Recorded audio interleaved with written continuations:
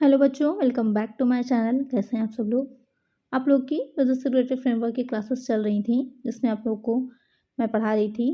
Lectures आप लोग के चल रहे थे। तो आज की वीडियो में हम नया स्टार्ट करेंगे एक यूनिट, जिसमें हम पढ़ेंगे जो आपका गुड्स एक्ट होता है, सेल ऑफ गुड्स एक्ट। वस्तु विक्रय अधिनियम क्या होता है, क्या उसके रूल्स रेगुलेशंस होते हैं, इसमें कौन कौन से टर्म यूज़ किए जाते हैं, ये सब हम पढ़ेंगे आज की वीडियो में। तो आइए वीडियो को शुरू करते हैं। लेकिन शुरू करने से पहले जिन बच्चों ने प्रीवियस वीडियोस नहीं देखी हैं, तो उसका लिंक आपको डिस्क्रिप्शन में मिल जाएगा। एक प्लेलिस्ट बनी हुई है, आप लोग देख सकते हैं। सारी वीडियोज एक साथ हैं उसमें। इसके अलावा इसी तरह की और वीडियोस के लिए चैनल को सब्सक्राइब ज़रूर कर लीजिएगा, वीडियो को लाइक कर दीजिएगा और फ्रेंड्स साथ वीडियो को शेयर भी करना है। आइए शुरू करते हैं। सबसे पहले तो दो इम्पॉर्टेंट पॉइंट इसमें क्या दे रखे हैं, एक वस्तु और दूसरा हो जाएगा विक्रय, कि गुड्स क्या होती है और सेल क्या होती है। इन्हीं दोनों से रिलेटेड जो आपका अधिनियम एक्ट बना है वो हो जाएगा वस्तु विक्रय अधिनियम 1930। इसको समझने से पहले इसमें कुछ टर्म्स जो इम्पोर्टेंट हैं एक बार उसको समझ लेते हैं, क्योंकि जब तक आपको समझ में नहीं आएगा कि बायर कौन है, सेलर कौन है, डिलीवरी किसे कहते हैं, ये सारी चीज़ें तक आपकी समझ में नहीं आएंगी, तब तक आप इस एक्ट को भी अच्छे से नहीं समझ पाएंगे। तो आइए पहले थोड़ा सा इसकी जो शब्दावली है, जो इसकी परिभाषाएँ होती हैं, फंडामेंटल डिफिनेशंस हैं, उनको देख लेते हैं। जैसे कि आपने जब पढ़ा था जो कॉन्ट्रैक्ट एक्ट है, उसमें बेसिक चीज़ें समझी थी कि क्या होता है कॉन्ट्रैक्ट एग्रीमेंट, क्या होता है वाइड एग्रीमेंट, क्या होता है। सारी चीज़ें जो आपने समझ ली तो उसको एक्ट को समझना आपके लिए आसान हो गया था। तो इसमें अगर हम बात करें कि क्या डिफिनेशंस इंपॉर्टेंट हैं, तो सबसे पहले आ जाता है क्रेता, बायर। कि क्रेता होता कौन है। एक ऐसा व्यक्ति, एक ऐसा पर्सन क्रेता कहलाता है जो कि कोई गुड्स को, किसी चीज़ को परचेज करना चाह रहा है, ख़रीदना चाह रहा है या फिर ख़रीदने के लिए सहमत होता है, एग्री करता है। Buyer means a person who buys or agrees to buy goods. तो वो व्यक्ति क्या हो जाएगा, वो कहलाएगा बायर। जैसे कि आप मार्केट जाते हैं कोई चीज़ परचेस करने के लिए, कुछ ख़रीदना चाह रहे हैं या कुछ ख़रीदने के पर्पज़ से गए हैं, तो आप क्या कहलाएंगे, आप बायर कहलाते हैं। सेकंड आ जाएगा विक्रेता, सेलर। सेलर कौन होता है, क्योंकि आप अगर गए हैं मार्केट कुछ परचेस करने के लिए, तो किसी शॉप से परचेस करेंगे ना, या किसी मॉल से परचेस करेंगे, तो वहाँ पर जो लोग होते हैं आपको चीज़ें देने के लिए, जिसकी शॉप होती है, वो क्या कहलाता है, वो हो जाता है सेलर कहलाता है। विक्रेता से अभिप्राय उस व्यक्ति से है जो माल बेचता है अथवा माल बेचने के लिए सहमत होता है। Seller means a person who sell और एग्रीज टू सेल गुड्स। व्यक्ति क्या कहलाएगा, वो हो जाएगा सेलर। थर्ड हो जाता है डिलीवरी, सुपुर्दगी।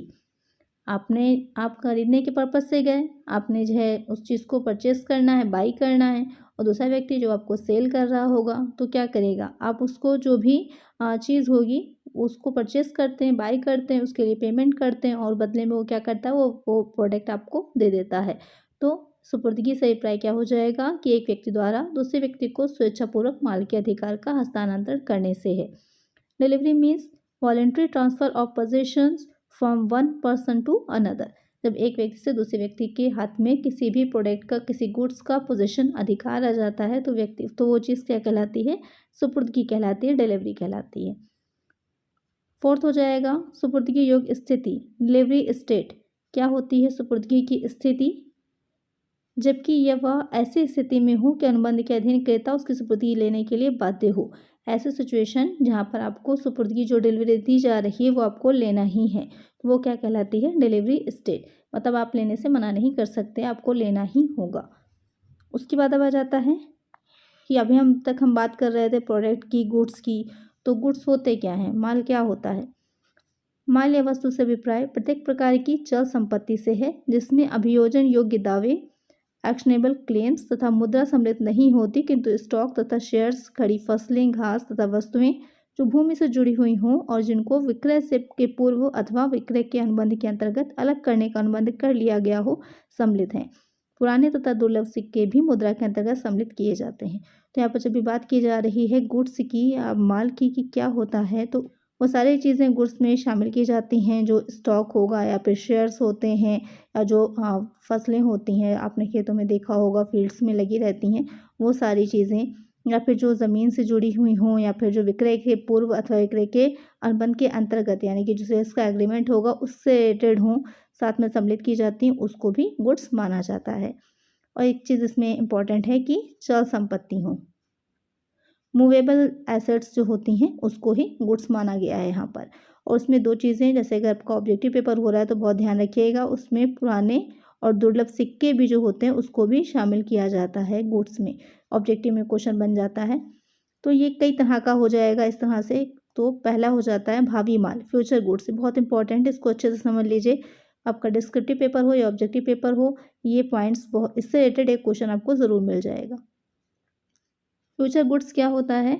एक ऐसा गुड्स कह सकते हैं जो अभी तो आपके पास नहीं है या अभी बनाए नहीं गए हैं, लेकिन फ्यूचर में जब विक्रय अनुबंध किया जाएगा या विक्रय अनुबंध के जो एग्रीमेंट है, सेल एग्रीमेंट, उसके होने के बाद उनको बनाया जाएगा या फिर उत्पन्न किया जाएगा, तो वो कहलाते हैं फ्यूचर गुड्स। जैसे कि आपने कोई भी प्रोडक्ट बनाने के लिए पहले से ऑर्डर दिया है, तो ऑर्डर आपने दे दिया है, ऑर्डर आपने जब दिया होगा तो कुछ पेमेंट किया होगा, कुछ एग्रीमेंट हुआ होगा, उसके बाद वो आपके ऑर्डर के अनुसार जो भी दिया होगा आपने ऑर्डर, उसके अकॉर्डिंग जो भी सेलर होगा उस प्रोडक्ट को बनाता है, उस गुड्स को बनाता है, तो वो हो जाता है फ्यूचर गुड।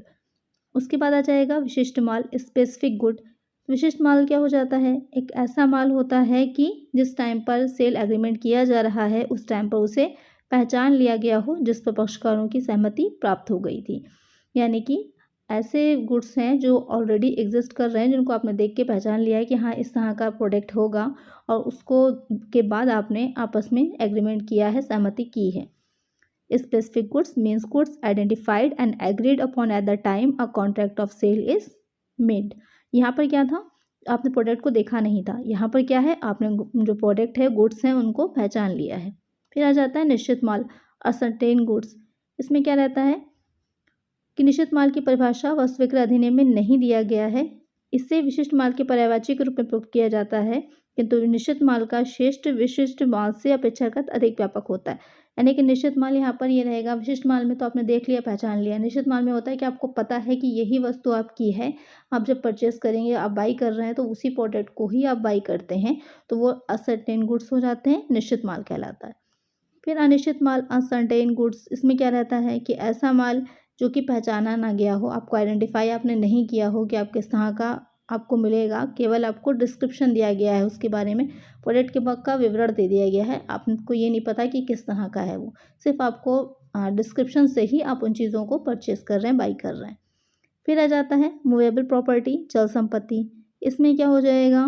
ऐसी वो संपत्ति जो अचल नहीं है, जो फिक्स्ड है, जिसको आप एक जगह से दूसरी जगह नहीं ले जा सकते या फॉरेन कैश में चेंज नहीं कर सकते, वो आपकी हो जाती है इमूवेबल। फिर आ जाएगा मुद्रा, मनी। इसमें क्या है कि जो करेंसी उस टाइम यूज़ में होती है, चलन में होगी, जैसे कि कौन सी हो जाएगी? सरकारी सिक्के हैं, चेक होते हैं, बिल हैं, प्रतिज्ञा पत्र, प्रोमिसरी नोट आ जाएंगे, ये सारी चीज़ें आ जाती हैं मनी में। क्योंकि जब भी हम मनी की बात कर रहे हैं तो वहाँ पर सिर्फ सिक्के या नोट की बात नहीं की जाती है, मुद्रा का या मनी का अगर हम कहें, बहुत काफ़ी बड़ा क्षेत्र होता है, तो उसमें कॉइन्स भी आते हैं, चेक भी आते हैं, बिल भी आते हैं। फिर आ जाएगा माल की किस्म, क्वालिटी ऑफ गुड्स। माल की किस्म से आशय उसकी दशा अथवा स्थिति से है। तो यहाँ पर ये अलग पॉइंट हो जाएगा। यहाँ पर जितने प्रकार के होते हैं गुड्स, तो आपने क्या देखा कि ये 6 टाइप्स के होते हैं, तो इसको अच्छे से ध्यान में रखिएगा, किसी से भी रिलेटेड क्वेश्चन आ सकता है। उसके बाद माल की किस्म क्या होती है कि किस तरह का है माल, क्या क्वालिटी है, तो अलग अलग क्वालिटी के माल अवेलेबल होते हैं। आप लोगों को देखा ही होगा कि अगर एक कोई भी चीज़ लेने जाइए तो उसकी कई क्वालिटीज़ अवेलेबल होती हैं। दोष, दोष में क्या होगा? फॉल्ट। दोष का आशय गलत कार्य अथवा त्रुटि से है। फिर हो जाएगा दिवालिया, इंसॉल्वेंट। दिवालिया से आशय क्या होगा? आपने दिवालिया, इंसॉल्वेंट पहले भी पढ़ा हुआ है, फाइनेंशियल अकाउंटिंग में पढ़ा था इसके बारे में, कि जब किसी व्यक्ति की एसेट्स क्या होती हैं, उतनी नहीं रह जाती जितने ज़्यादा उसके दायित्व हो जाते हैं, लायबिलिटीज़ बहुत हो जाती हैं, और उसको पूरा करने के लिए या तो एसेट बचती ही नहीं है, या होती भी हैं तो सिर्फ नाम मात्र के लिए होती हैं, तो ऐसा व्यक्ति क्या कहलाता है? इंसॉल्वेंट कहलाता है, दिवालिया कहलाता है। फिर आ जाता है माल के अधिकार संबंधी प्रपत्र, document of title of goods. माल के अधिकार संबंधी प्रपत्र में निम्नलिखित को शामिल किया जाएगा। कौन से आ जाएंगे? बिल ऑफ लाइडिंग हो जाएगा, डॉक वारंट हो जाएगा, वेयर हाउस कीपर सर्टिफिकेट हो जाएगा। इसमें क्या है कि वो सारी चीज़ें जो माल के अधिकार से रिलेटेड आपको आगे पढ़ने को मिलेंगे, अलग अलग तरह के डॉक्यूमेंट्स होते हैं जो कि सेल ऑफ गुड्स के अंडर में आते हैं या आगे यूज़ किए जाएंगे, तो उससे रिलेटेड वो सारे रसीदें हैं या फिर जो भी सर्टिफिकेट्स होते हैं उनको भी शामिल किया जाता है इसमें। फिर आ जाएगा व्यापारिक प्रतिनिधि। व्यापारिक प्रतिनिधि एक एजेंट होता है, एक ऐसा व्यक्ति होता है जो व्यापार की प्रगति में एक एजेंट की तरह माल बेचने का, विक्रय करने के लिए या माल को भेजने के लिए या माल को ख़रीदने के लिए अलग अलग तरह से मुद्रा प्राप्त करने का अधिकार प्राप्त होता है। फिर आ जाएगा मूल्य, प्राइस। प्राइस बहुत इंपॉर्टेंट होता है। कोई भी आपको गुड्स तभी सेल करेगा या उसका पोजीशन देगा जब उसको भी बदले में कुछ कंसिडरेशन मिलेगा, प्रतिफल मिलेगा, तभी तो एग्रीमेंट होता है। अपने एग्रीमेंट के बारे में यही तो पढ़ा था कि कंसिडरेशन होना बहुत इंपॉर्टेंट है, प्रतिफल होना। तो यहाँ पर भी प्रतिफल क्या होता है? प्राइस होता है, मूल्य होता है। फिर आ जाएगा एक और पॉइंट इसमें, प्रॉपर्टी, संपत्ति। संपत्ति का अभिप्राय माल की सामान्य संपत्ति से है, ना कि विशिष्ट संपत्ति से। तो आपने वो सारे इंपॉर्टेंट जो आगे वर्ड्स यूज़ होंगे वो समझ लिए होंगे। उससे रिलेटेड भी आपके शॉर्ट क्वेश्चंस बन सकते हैं, या अगर ऑब्जेक्टिव पेपर है तो भी बन सकते हैं क्वेश्चंस, तो इसको अच्छे से समझ लीजिएगा। तो आइए अब समझते हैं कि भारतीय अनुबंध अधिनियम 1872 की धाराएं कहाँ कहाँ पर लागू होती हैं इस एक्ट में, और वस्तु विक्रय अधिनियम होता क्या है, इसका किस तरह से इससे अधिनियम का फॉर्मेशन होता है। तो भारतीय अनुबंध अधिनियम 1872 की वे व्यवस्थाएं जो सेल ऑफ गुड्स एक्ट 1930 की धाराओं के स्पष्ट रूप से विरुद्ध नहीं हैं, वस्तु विक्रय अधिनियम 1930 में भी लागू होती हैं। यानी कि कुछ आपको वही कंडीशंस, वही चीज़ें मिलेंगी जो आपने कॉन्ट्रैक्ट एक्ट में पढ़ी होंगी। कैसे होता है इसका फॉर्मेशन? तो सबसे पहले क्या होगा कि एक वस्तु विक्रय अनुबंध क्या है, सबसे पहले ये देखेंगे हम कि इस अनुबंध के निर्माण की विधि क्या होती है, उसके बाद इसकी विषय सामग्री क्या है, फिर मूल्य संबंधी क्या नियम होते हैं। तो सबसे पहला पॉइंट स्टार्ट करते हैं कि वस्तु विक्रय अनुबंध क्या होता है। What is contract of sale of goods. तो डिफिनेशन सबसे पहले दे रखी है जो कि आपकी इसी अधिनियम के अंतर्गत है। तो जो भी डिफिनेशन अगर आप अधिनियम की तैयारी कर रहे हैं तो आपको एज इट इज ही लिखनी होती है, जैसे कि डिफिनेशन दे रखी होगी आपकी बुक में। क्या कह रहा है इसमें कि विक्रय अनुबंध वह अनुबंध है जिसके द्वारा विक्रेता एक निश्चित मूल्य के बदले क्रेता को माल का स्वामित्व हस्तांतरित करता है अथवा करने को सहमत होता है। A contract of sale of goods is a contract whereby the seller transfers or agrees to transfer the property in goods to the buyer for a price। तो यहाँ पर क्या कह रहा है, कुछ चीज़ें ध्यान में रखिएगा। यहाँ पर क्या है कि जब वस्तु विक्रय अधिनियम होगा तो वहाँ पर विक्रेता द्वारा एक निश्चित माल, यहाँ पर एक कोई निश्चित माल है, उसके बदले में क्रेता को माल का क्या हस्तांतरित करता है, स्वामित्व यानी पोजीशन देता है अथवा करने को सहमत होता है। तो यहाँ पर एक क्रेता होगा और दूसरा विक्रेता होगा। विक्रेता क्रेता को एक निश्चित मूल्य के बदले में कोई निश्चित मूल्य को देने के लिए सहमत होता है, तो वो क्या कहलाता है, वो हो जाता है विक्रय अनुबंध, सेल कॉन्ट्रैक्ट कहलाता है। विक्रय अनुबंध पूर्ण अथवा शर्त सहित हो सकता है। अब शर्त सहित या शर्त रहित क्या होता है, आपने पढ़ा होगा कुछ कंडीशन और वारंटीज़ के बारे में। ये नेक्स्ट चैप्टर है, हम नेक्स्ट चैप्टर में पढ़ेंगे कि क्या होता है शर्त, क्या होता है आश्वासन। तो यहाँ पर क्या है कि विक्रय अनुबंध के अंतर्गत माल का स्वामित्व विक्रेता से क्रेता को हस्तांतरित हो जाता है, तो ऐसे अनुबंध को विक्रय कहते हैं। किंतु जब माल का स्वामित्व भविष्य की तिथि पर अथवा किसी शर्त के अधीन हस्तांतरित होता है जिसके बाद ही में पूरा किया जाना है, तो ऐसे अनुबंध को विक्रय का ठहराव कहते हैं। यानी कि कोई शर्त अगर लगा दी गई, कोई कंडीशन लगा दी गई कि उसके पूरा होने के बाद ही ये सेल अग्रीमेंट जो है वो पूरा होगा, सेल कॉन्ट्रैक्ट पूरा होगा, तो उससे पहले सेल अग्रीमेंट बनेगा, यानी कि विक्रय का ठहराव बनेगा। जैसे कि आपने पढ़ा था कि जब अनुबंध होता है तो पहले ठहराव होता है, ठहराव होने के, एग्रीमेंट होने के बाद ही कॉन्ट्रैक्ट में वो परिवर्तित होता है।